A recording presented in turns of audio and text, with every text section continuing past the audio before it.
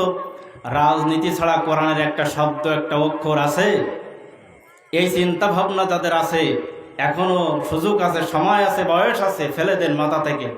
রাজনীতি করা শুধু ফরজ না, ফরজ আইন। কথা কে বলেছে?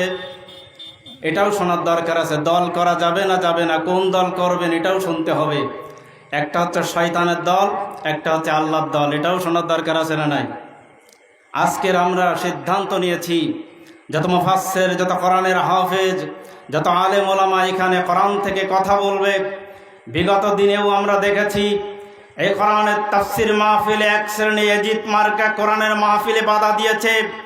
আজকের এই কোরআনের মাহফিলে যদি কেউ বাধা দিতে আসে, পিঠে চামড়া তুলে লবণ দেওয়া হবে। কথা বলেন ঠিক কিনা? সম্মানিত মুসলমান ভাইরা, এই নারাই তাকবীর স্লোগান দিয়ে স্পেন বিজয় হয়েছে। নারাই তাকবীর স্লোগান দিয়ে খদর, বদর, খন্দক, অহুদ, কাবার চত্বর বিজয় হয়েছে। নারাই তাকবীর স্লোগান দিয়ে গৌর গোবিন্দ ময়দান ছেড়ে পালায়েছে। এই নারাই তাকবীর স্লোগান দিয়ে আগামী দিনেও বাংলার জমিনে কালেমা প্রতিষ্ঠিত হবে। কথা বলেন ঠিক কিনা?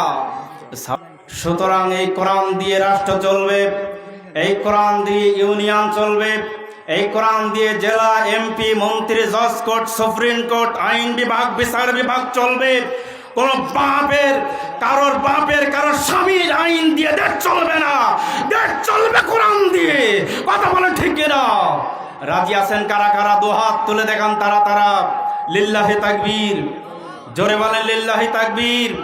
সুতরাং আজকে তাফসির মাহফিল যারা দলীয় করণে নিয়ে যাবে, রাজনীতিকে নিয়ে যাবে, আজকের কোরআনের মাহফিল যদি কোনো দলের নেতার পেছনে, কোনো দলের নেতা নেত্রীর বিপক্ষে নিয়ে যায়, আজকে তাফসির মাহফিল যদি কোনো বাতিল শক্তির বিপক্ষে নিয়ে যায়, এই দল ভালো হতে পারে না।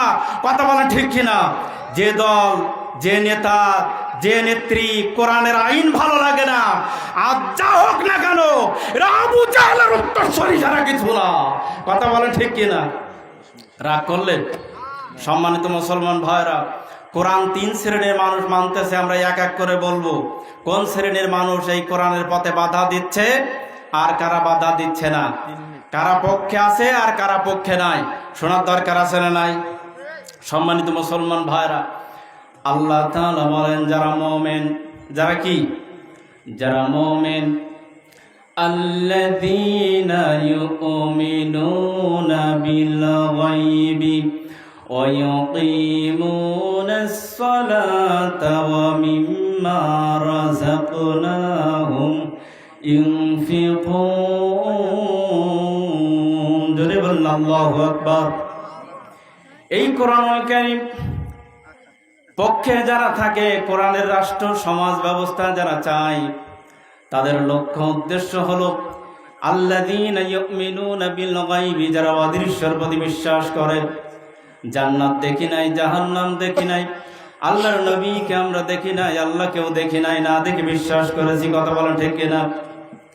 ওয়া ইউকিমুনাস সালাত, এটা শুধু বিশ্বাস করে ক্ষান্ত নয়।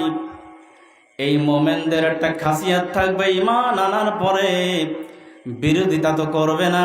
সর্বপ্রথম তারা 5 ওয়াক্ত নামাজ পড়বে। জোরে বলেন কয় ওয়াক্ত? 5 ওয়াক্ত নামাজ পড়বে। মিনুনা বিল গায়বি ওয়া ইউকিমুনাস সালাতা ওয়া মিম্মা রাযাকনাহুম ইউনফিকুন, এবং আমি তাদের যে রিজিক দিয়েছি এই রিজিক তারা ভক্ষণ করবে, এবং আমি আল্লাহর রাস্তায় তারা এই সম্পদ ব্যয় করবে। কথাকার এটা হলো মুমিন। 2 নাম্বার কাফের, 3 নাম্বার মুনাফিক। এই 3 শ্রেণীর মানুষের, কাফের আর মুনাফিকরা কোরআনের রাস্তায় বাধা দেয় না? দেয় না? কাফের আর মুনাফিক, এদের বৈশিষ্ট্য গুণাবলী আমি আমার ক্ষুদ্র জ্ঞানে আমি বলতে পারি, বাংলার ভূখণ্ডে 95% মুসলমান, আমার মনে হয় 94% মুসলমানের ভিতরে এই কোরআনের পথে বাধা দিয়া কালচার, এই মুনাফিক এবং চরিত্র আমাদের ভিতরে আছে। কথা বলেন ঠিক কিনা?